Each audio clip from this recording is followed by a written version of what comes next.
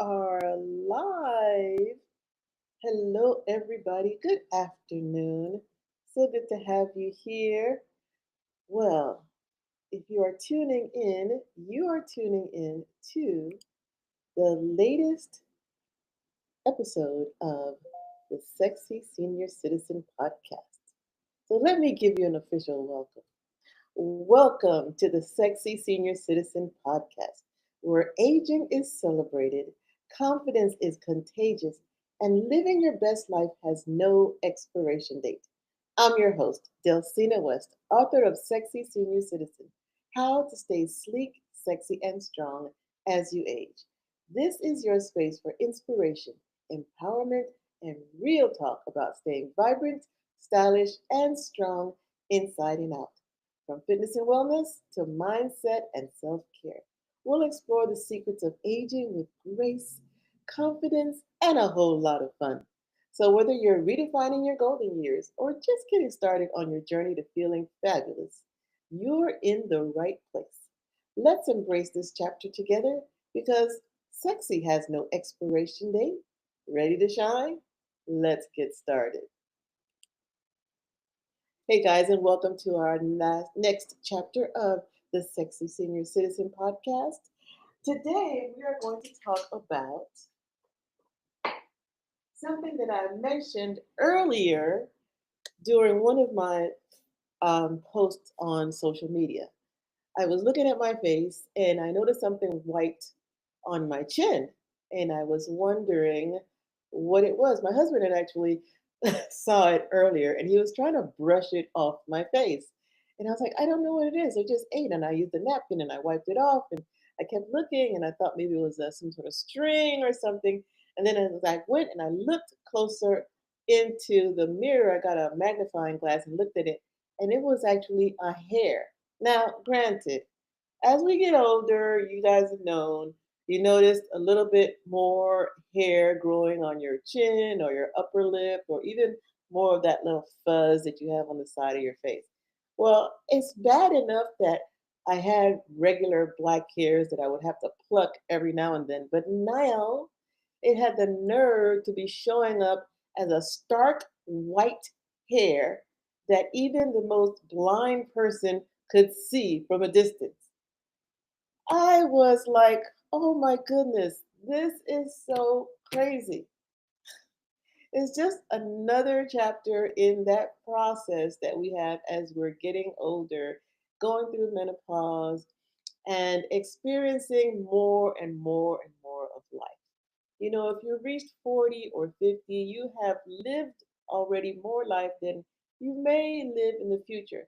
So, this is a very important time for us to focus on ourselves.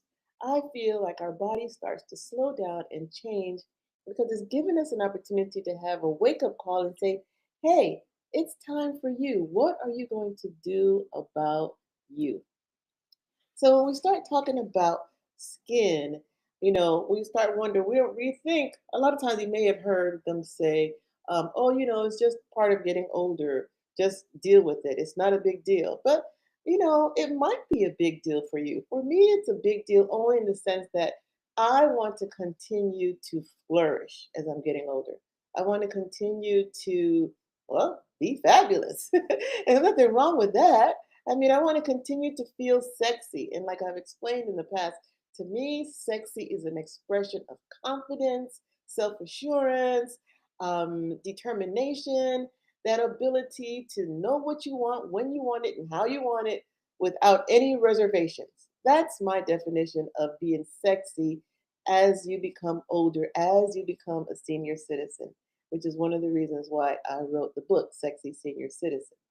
But as we get older and we go through this perimenopause, menopause to postmenopause stage, there are dozens of symptoms that are associated with this stage in our lives that many of us don't even associate with menopause. Now, if you go to my website, I do have a free downloadable list or checklist of the several different types of symptoms associated with perimenopause and postmenopause. And if you go to http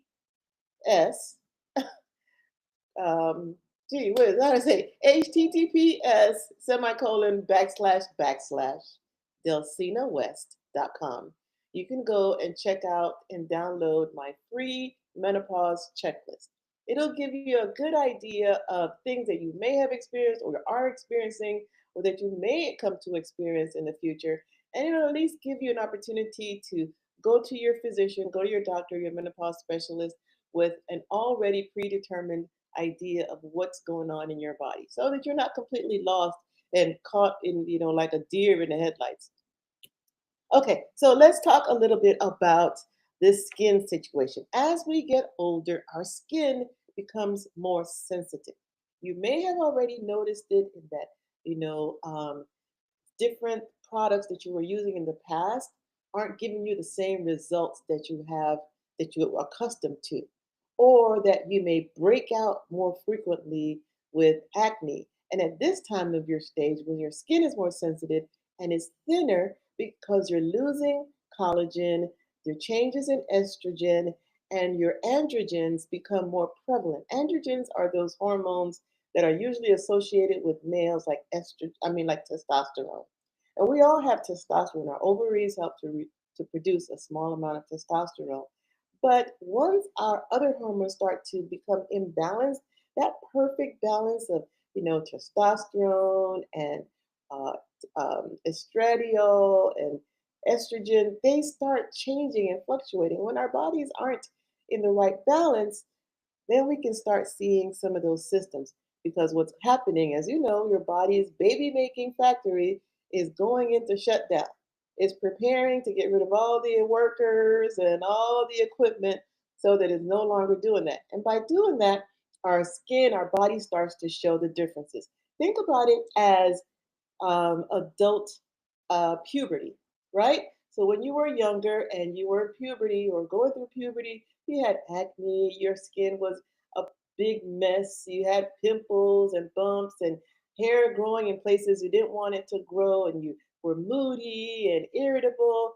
This is similar to the same thing because your body's hormone systems are changing, right? So as we get older, your hormone systems start to change. And I noticed for myself, probably about 40s, I started to develop adult acne, midlife acne. Yes, I had super horrible skin. Today, I don't really have on a lot of makeup, it's a little bit of powder. So you can kind of see my skin now. I'm blessed right now. But in my 40s, I remember having huge, oh gosh, ugly um, blackheads. And then, of course, I like to pick them. If you're out there like me, you know you like to pick them. Then you pick it, and then what happens? You get a scar. And so I had all these black marks all over the bottom of my face, and I was wondering what is going on. I'm an adult. Why am I getting this acne? Well, little did I know I was entering to perimenopause, and for me, that's when my body system and the changes in it hormones started to show itself. I used a topical agent for that. What did I use? I used Proactive, I believe, and a combination of skincare regimen from Shackley that to this day I am super consistent with. But in addition to that, I also started to make sure to check that I was eating properly and getting enough sleep because you can help to defray some of those issues, the collagen decrease and the elastin that is decreased in your skin with some of the things that you eat on a regular basis. First thing, hydration. Water is critical, especially as we get older. Our body needs as much, not as much water as you can get because you can drown, but we need to have very good hydration. As a rule of thumb, I would take whatever your weight is and divide it by half and drink that amount in ounces per day, right? So if you're 150 pounds, so you drink about 150 divided by two, 74 ounces or so of water per day as a baseline. Now, if you exercise more, you exercise less, you may need less or more. You have to vary it. But that can help you with hydration. having collagen in your system. You can get collagen from things like bone broth, supplementation. I usually, right now, I take a little bit of a collagen supplement that I put in my coffee or different types of things. You can increase your intake in biotin. Biotin is basically vitamin B7. Where can you get that? You can get that from eggs, nuts, um, whole grain, on a regular basis. And so, what you're doing is you are creating a system of eating healthier, getting sleep, and exercising. Exercise is going to increase your blood flow, which is going to increase your body's ability to send nutrients to all over your body. And it will also help you to decrease your body fat, as you know, increase your immune system, and is also going to help you to lose weight. Ultimately, a lot of the things that start to happen to us as we get older, start to go through this menopause phase, if you adapt a lifestyle that includes regular exercise, regular cardiovascular training, regular good quality nutrition, and it doesn't have to be 3 times a day, 6 times a day. It depends on what works for you.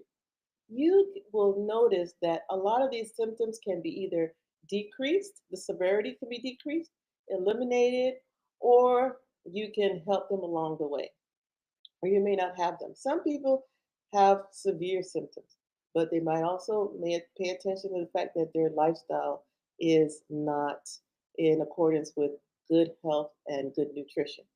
So this is a time in your life when it's really critical for you to start paying attention to what you're eating on a regular basis. Pay attention to how much water you're drinking every day. Pay attention to the foods you're putting on the plate every day. It's going to alleviate a lot of these symptoms that we're having when it comes to perimenopause through postmenopause.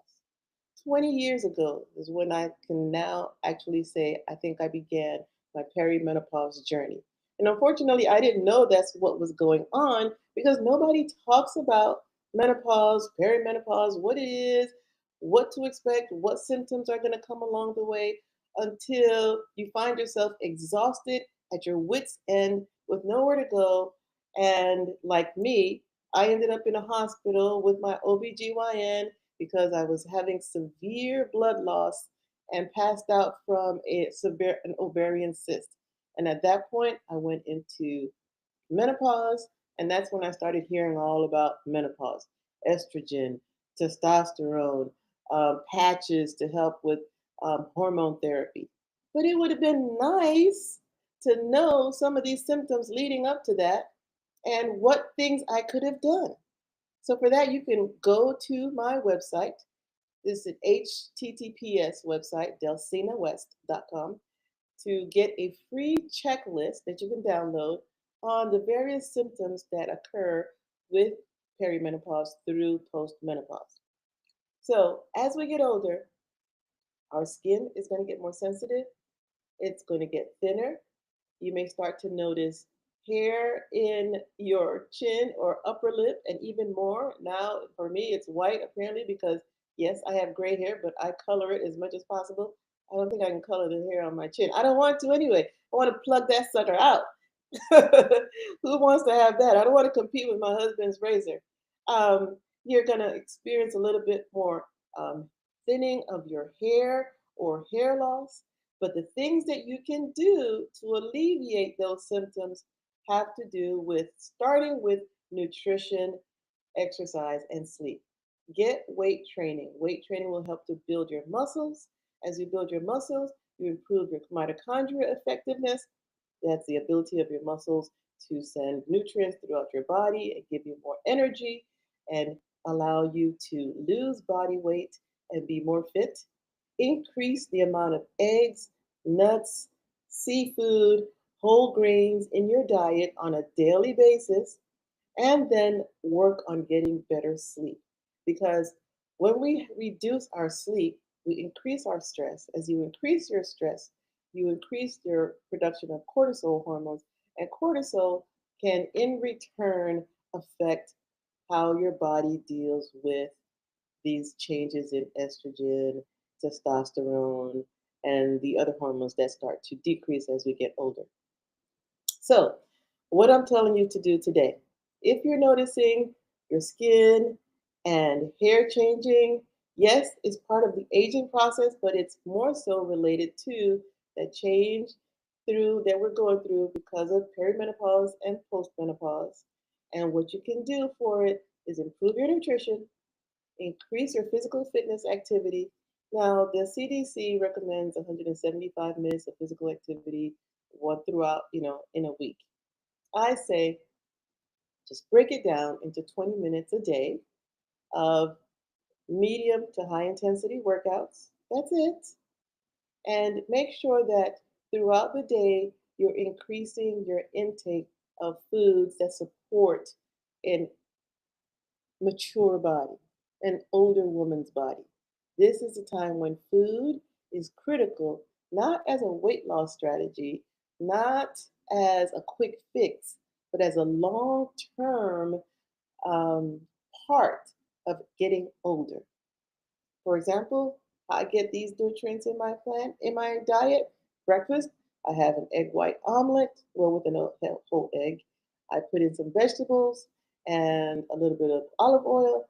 Then in the afternoon, I have a handful of almonds or walnuts or a combination of the two. And then later on, I might have a snack with some eggs and some turkey. And then for dinner, I always make sure that I have a great piece of a great source of lean protein, and I'm not talking nothing deep fried. And you can eat deep fried food, but you don't want it to be a part of your regular food intake, right? And then have vegetables and great whole grains. If you eat like this consistently, I'd say 70 to 80% of the time, you will notice less drastic effects of the aging process. You would notice clearer skin as you drink more water. You will notice less wrinkles as you get better sleep and less stress. Okay? They all work together to create a better version of you so that as you present yourself each day to the world, you can wake up with a bright, sunshiny glow on your skin because you feel good from the inside out. And that is what really counts, right? The substance of ourselves that is expressed in our outward, daily, ordinary engagement. Well, that's all I have for you today on the Sexy Senior Citizen podcast.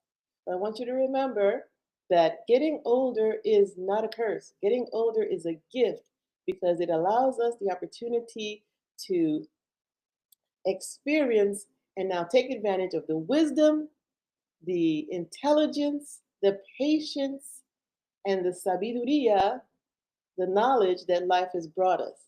And when you can combine that with a healthy, strong body that you are proud, I was going to say display, but that you are proud to be the owner of, there is no stopping you. Not at all. So, again, if you want to get that free checklist of menopause symptoms, go to my website. It's https delcinawest.com.